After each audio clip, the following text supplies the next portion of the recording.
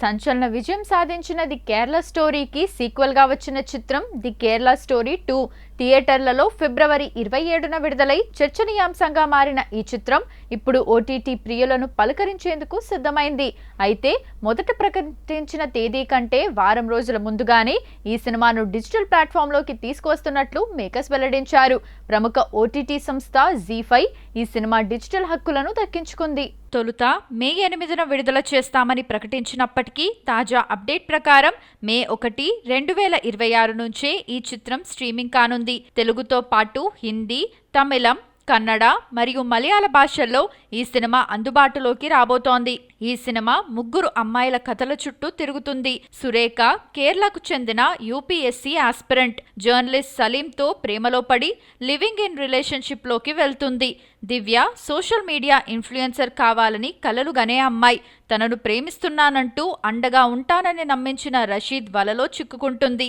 జాతీయ స్థాయి క్రీడాకారిణిగా ఎదగాలనుకునే నేహాను రాజు అలియాస్ ఫైజన్ ప్రేమ పేరుతో ఢిల్లీకి తీసుకువెళ్తాడు. తల్లిదండ్రుల మాటలను కాదని వెళ్లిన ఈ ముగ్గురు అమ్మాయిలకు ఎదురైన చేదు అనుభవాలు, మోసాలు, వారు తీసుకున్న తుది నిర్ణయం ఏమిటనేది ఈ సినిమా. కరా తన మనసుకు ఎంతో దగ్గరైన చిత్రమన్నారు కథానాయకుడు ధనుష్. ఇది ఖచ్చితంగా అద్భుతాలు సృష్టిస్తుందని ధీమా వ్యక్తం చేశారు. ఆయన, మమితా బైజు జంటగా నటించిన ఈ సినిమాని విఘ్నేష్ రాజా తెరకెక్కించారు. కెఎస్ రవికుమార్, కరుణాస్, జయారాం తదితరులు కీలక పాత్రల్లో కనిపించారు.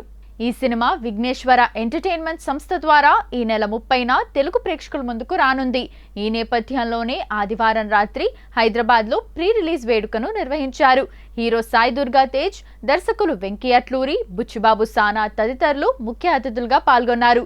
ఈ సందర్భంగా సాయి తేజ్ ఈ చిత్ర ట్రైలర్ను విడుదల చేశారు. అనంతరం ఆయన మాట్లాడుతూ, దేశం గర్వించే నటుడు ధనుష్. ఈ చిత్ర టీజర్, ట్రైలర్, పాటలు అన్నీ చూశాను. ఇది ఖచ్చితంగా చాలా మంచి సినిమా అవుతుంది. దీన్ని తెలుగు ప్రేక్షకులు అంతే మంచిగా ఆదరిస్తారని నమ్ముతున్నా అన్నారు. ఈ చిత్ర ట్రైలర్ చూసా, నాకు చాలా నచ్చింది. దీంట్లో గొప్ప కంటెంట్ ఉంది. ఈ సినిమా ఖచ్చితంగా అద్భుతాలు సృష్టిస్తుంది అన్నారు దర్శకుడు వెంకీ అట్లూరి. హీరో ధనుష్ మాట్లాడుతూ, నాకెంతో దగ్గరైన చిత్రం ఇది. చాలా అద్భుతంగా ఉంటుంది. అసాధారణ సమస్యల్లో చిక్కుకున్న ఓ సామాన్యుడి కథతో రూపొందింది. నాకింత మంచి చిత్రాన్ని ఇచ్చినందుకు దర్శకుడు విఘ్నేష్కి థ్యాంక్స్. ఇకపై తన పేరుని మళ్ళీ మళ్ళీ వింటూనే ఉంటారు. దీనిపై మేం చాలా నమ్మకంగా ఉన్నాం. ఇది ఖచ్చితంగా అద్భుతాలు సృష్టిస్తుంది అన్నారు. ప్రేక్షకుల సమయానికి వాళ్ళు పెట్టే టికెట్ డబ్బులకు న్యాయం చేసేలా ఎంతో నిజాయితీగా తెరకెక్కించిన చిత్రం ఇది. ఇది ఖచ్చితంగా అందరికీ నచ్చుతుంది. ఎవ్వరిని నిరుత్సాహపరచదు అన్నారు దర్శకుడు విఘ్నేష్ రాజా. ఈ కార్యక్రమంలో మమితా బైజు, ఇషారీ కె గణేష్, కెఎస్ రవికుమార్, సతీష్, కుష్మిత, రాజేష్ కుమార్ తదితరులు పాల్గొన్నారు. సూపర్ స్టార్ మహేష్ బాబు గత చిత్రం గుంటూరు కారం విడుదలై 2 ఏళ్లు దాటేసింది. ఇక వారణాసి రావాలంటే ఇంకా ఏడాది సమయం ఉంది.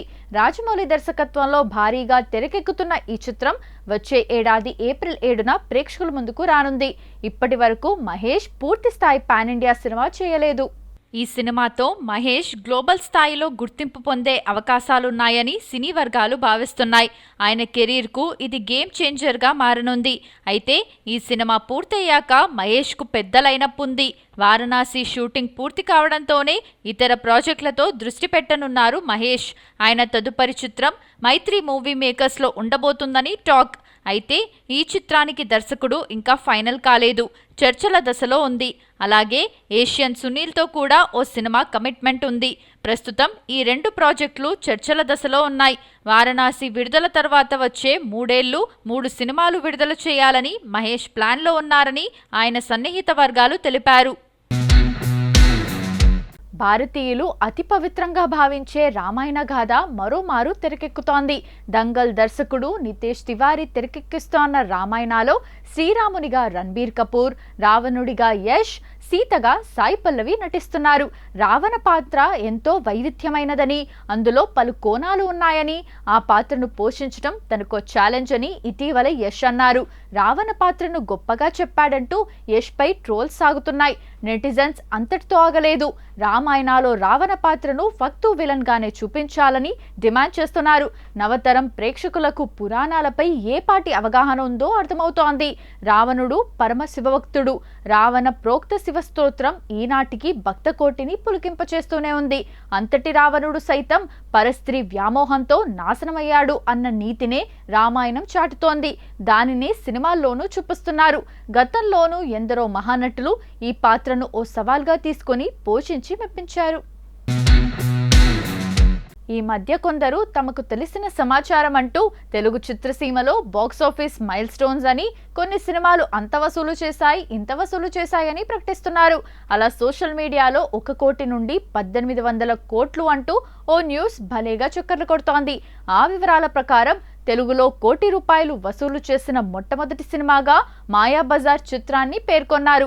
నిజానికి అప్పట్లో ₹1 కోటి వసూలు చేసిన మూవీ సౌత్లోనే రాలేదు.